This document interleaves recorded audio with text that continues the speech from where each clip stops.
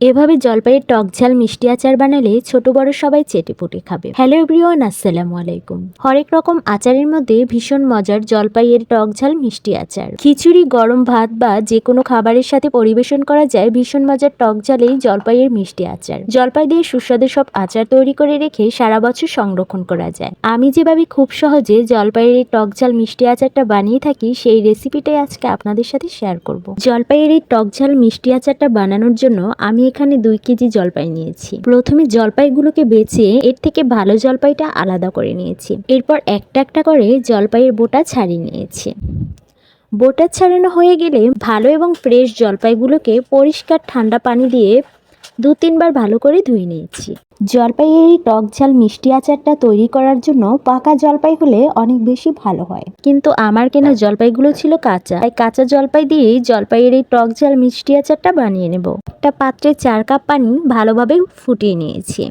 এবার আস্তে আস্তে জলপাইগুলোকে গরম পানির মধ্যে দিয়ে 8 থেকে 10 মিনিটের জন্য ভালোভাবে জলপাইগুলোকে সিদ্ধ করে নেব। আমার এখানে জলপাইয়ের পরিমাণটা একটু বেশি ছিল, তাই আমি ঢাকনাটা উঠিয়ে জলপাইগুলোকে ভালোভাবে নাড়াচাড়া দিয়ে নিয়েছি, যেন প্রতিটা জলপাই ভালো করে সেদ্ধ হয়। জলপাইগুলো ভালোভাবে সেদ্ধ হয়ে গেছে। এবার চুলা থেকে জলপাইগুলো নামিয়ে ঠান্ডা হওয়ার জন্য 10 থেকে 15 মিনিট রেখে দেব। জলপাইগুলো ভালোভাবে ঠান্ডা হয়ে গেলে এবার হাত দিয়ে একটা একটা করে জলপাই ভেঙে নিতে হবে। এই আচারটা পাকা জলপাই দিয়ে করলে খেতে অনেক বেশি মজা হয়। সবগুলো জলপাই ভাঙা হয়ে গেছে। এবার আমি জলপাইগুলো শুকানোর জন্য রোদে রেখে দিব 4 থেকে 5 ঘন্টা।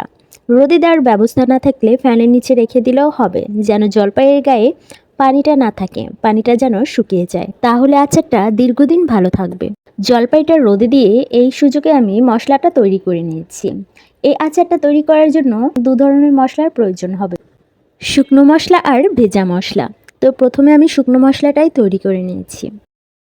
এখানে আমি একটা কড়াইয়ে 2 টেবিল চামচ ধনিয়া গুঁড়া, 2 টেবিল চামচ পাঁচফোড়ন, 1.5 টেবিল চামচ জিরা ও 2টা শুকনো মরিচ ভালোভাবে ভেজে নিয়েছি। ঝাল বেশি খেতে চাইলে শুকনো মরিচের সংখ্যা একটু বাড়িয়ে নিলেই হবে। মশলাগুলো ভালোভাবে ভাজা হয়ে গেলে চুলা থেকে নামিয়ে মশলাগুলোকে গুঁড়ো করে নিতে হবে।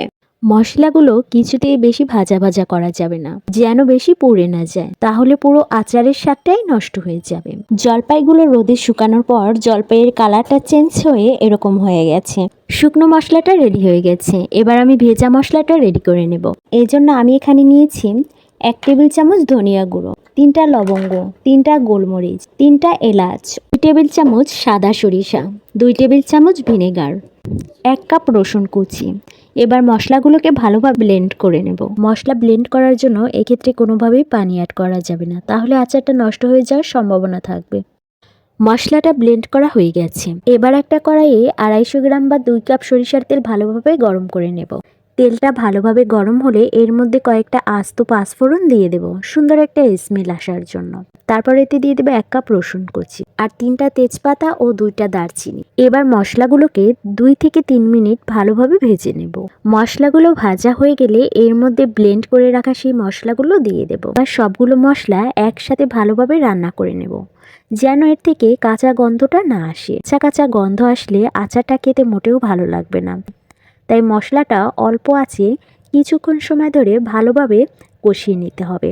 মশলাটা যত ভালোভাবে কষানো হবে আচারটা খেতে তত বেশি মজা হবে। আরও কিছু মশলা অ্যাড করে নেব। 1 টেবিল চামচ হলুদ গুঁড়ো, স্বাদমতো লবণ। আমি এখানে 1 টেবিল চামচ মরিচের গুঁড়ো অ্যাড করে নিয়েছি, তবে ঝাল বেশি খেতে চাইলে আরও বেশি করে মরিচের গুঁড়ো অ্যাড করে নেওয়া যাবে। এবার মশলাগুলোকে আরও কিছুক্ষণ ভালোভাবে কষিয়ে নেব।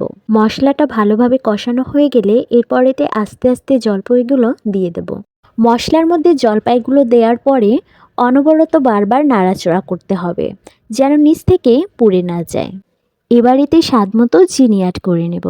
চিনি অ্যাড করার পরে আবারও আচারটা ভালোভাবে নাড়াচাড়া করতে হবে, নয়তো চিনি শক্ত হয়ে জমাট বেঁধে যেতে পারে। এরপরে আচারের গায়ে পানিটা একটু শুকিয়ে আসলে গুঁড়ো করা মশলাগুলো দিয়ে দেব। আরও দিয়ে দেব 2 টেবিল চামচ বিট লবণ। এবার মশলাগুলো দিয়ে ভালোভাবে নাড়াচাড়া করে আচারের গায়ের পানিটা শুকিয়ে নেব। নামানোর আগে অবশ্যই লবণ, চিনি সবকিছু ভালোভাবে হয়েছে কিনা চেক করে নেব। এভাবে জলপাইয়ের টকঝাল মিষ্টি আচার বানালে খেতে অনেক মজা হয়। আমি সবসময় এভাবেই জলপাইয়ের টকঝাল মিষ্টি আচারটা বানিয়ে থাকি। ভিনেগার দিলে আচার অনেক দিন ভালো থাকে। যেহেতু আমি ভিনেগার দিয়েছি তাই এই আচারটা পরিষ্কার কাচের বয়ামে ভরে বাইরে বা নর্মাল ফ্রিজে রেখে দীর্ঘদিন সংরক্ষণ করে খেতে পারবো। আচার দীর্ঘদিন সংরক্ষণ করতে চাইলে অবশ্যই ভিনেগার দিতে হবে। এই প্রসেসে জলপাইয়ের টকঝাল মিষ্টি আচার বানালে ফ্রিজে না রাখতে চাইলেও একটা পরিষ্কার কাচের বয়ামে ভরে বাইরে রেখেও দীর্ঘদিন সংরক্ষণ করে খাওয়া যাবে ইনশাআল্লাহ। জলপাইয়ের এই টকঝাল মিষ্টি আচারের রেসিপিটা আপনাদের কেমন লেগেছে অবশ্যই কমেন্ট করে জানাবেন। আজকে এ পর্যন্তই। সবাই ভালো থাকবেন, সুস্থ থাকবেন। আল্লাহ হাফেজ।